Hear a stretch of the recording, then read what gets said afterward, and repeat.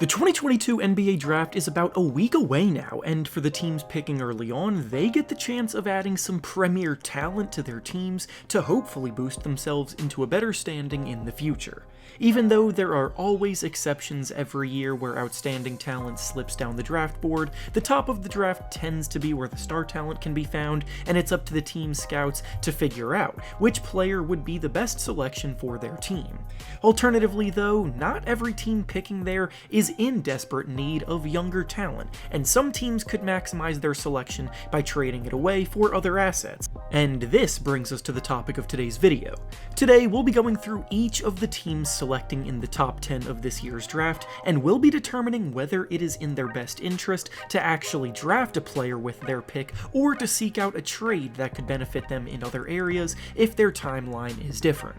Before we start though, I want to thank PrizePicks for sponsoring this video. PrizePicks is the perfect service for all of us basketball fans here because when you're involved, it makes watching the games every night so much more fun and engaging. Basically, it's an application that provides you with lines on all kinds of individual player props, such as points, rebounds, assists, three-pointers made, amongst others, and you simply have to choose whether you believe they will record over the set amount in the line or under the set amount in the line. Make your selections, wager however much you want to, and if your picks hit, you can win some big money. For some picks that I'm looking at making for the next NBA Finals game, I'm thinking of going with Steph Curry to score over 28.5 points, Jason Tatum to make over 3.5 threes, and Robert Williams to grab under 8 rebounds. If this sounds at all intriguing to you, then go use the link down in the description of the video to sign up today and use promo code REFERENCE to receive a 100% deposit match bonus up to $100.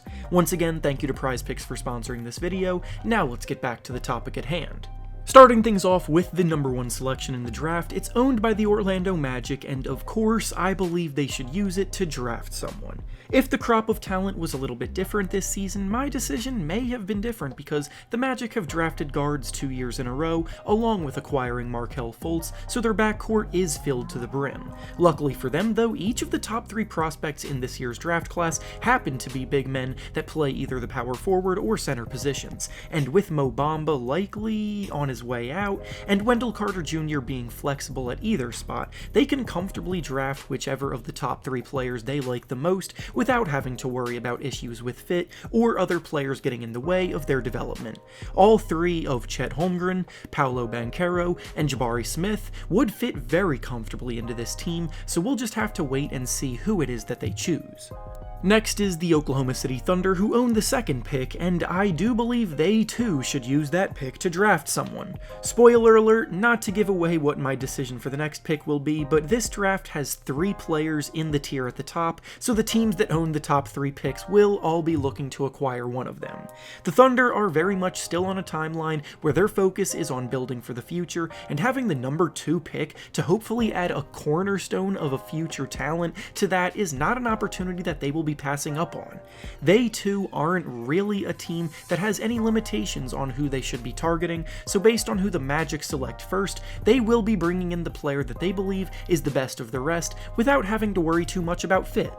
Next up is the 3rd pick, owned by the Houston Rockets, and as I just said, they will not be trading their pick either for obvious reasons. For many of the same reasons I gave when I was talking about the Magic and the Thunder, it also applies to the Rockets here. They like their young backcourt of Jalen Green and Kevin Porter Jr., so the fact that the 3 top prospects are all power forwards or centers plays perfectly into the position of need for them. Christian Wood is still in Houston, but in all likelihood he's on his way out soon, as the Rockets begin to more heavily prioritize their young core, and young big man Alperen Sengun has a ton of potential as well, so bringing in either Jabari Smith or Paolo Banchero would be a dream scenario for them here.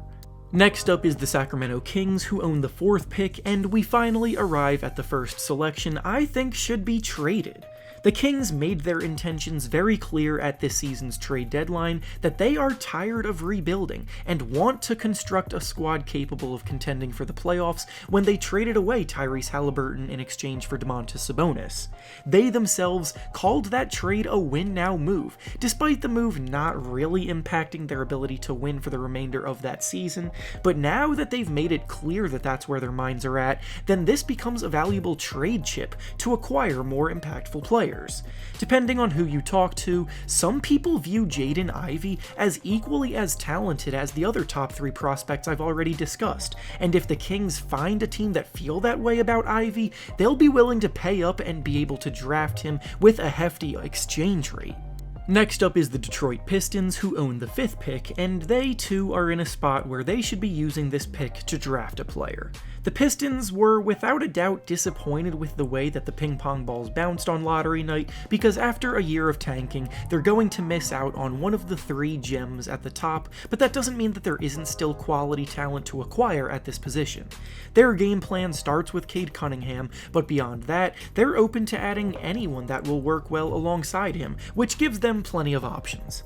Up next is the Indiana Pacers at pick number 6, and they too need to draft a player here. The Pacers will likely be one of the most active teams this offseason as they look to offload some of their older veterans in exchange for future assets, because they are moving towards a rebuild centered around Tyrese Haliburton. Luckily, Haliburton is the kind of player that can make anyone around him better as a point guard who looks to create for those around him, so the Pacers don't really have any limitations on what position or play style they'll be targeting here.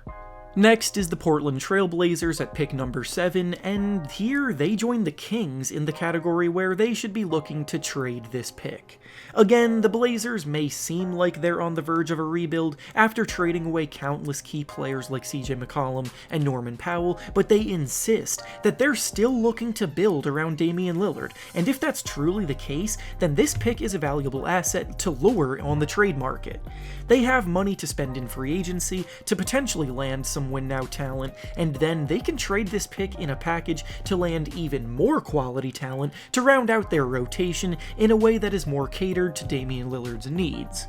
Up next is the New Orleans Pelicans picking at number 8, and they too fall into the trade category here. The Pelicans do not want to be stuck in mediocrity anymore, and they're clearly past the rebuilding stage as they went out and acquired CJ McCollum to pair with Zion Williamson and Brandon Ingram. Zion Williamson and his saga with the organization has exposed the fact that he's been frustrated with the team's lack of direction, so they don't have the patience to be developing young guys anymore like that, and as I said about the Blazers pick, this pick could also be capably used to bring in some talent to round out their rotation to help them win now via a trade. Next is the San Antonio Spurs picking at number 9, and they should definitely be drafting a player in this spot. The Spurs making the play-in tournament felt like a major overachievement that they should definitely be proud of, but realistically they are still in the mode of developing for the future, and adding a top 10 talent to their core is a move that serves all of their best interests. DeJounte Murray has taken huge strides individually, but guys like Keldon Johnson, Josh Primo, and Devin Vassell are coming along, and whoever they take here will be added to that group.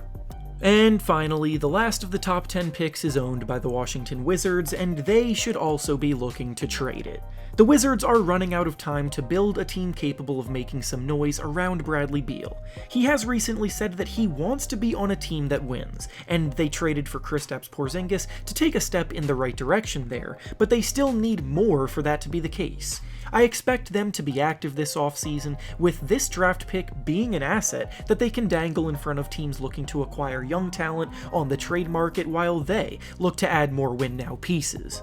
And with that being said, that's all I have for you today. Make sure to like the video, subscribe to the channel, and comment down below what kind of trades you think will happen on draft night. Thanks for watching, and I'll see you all next time.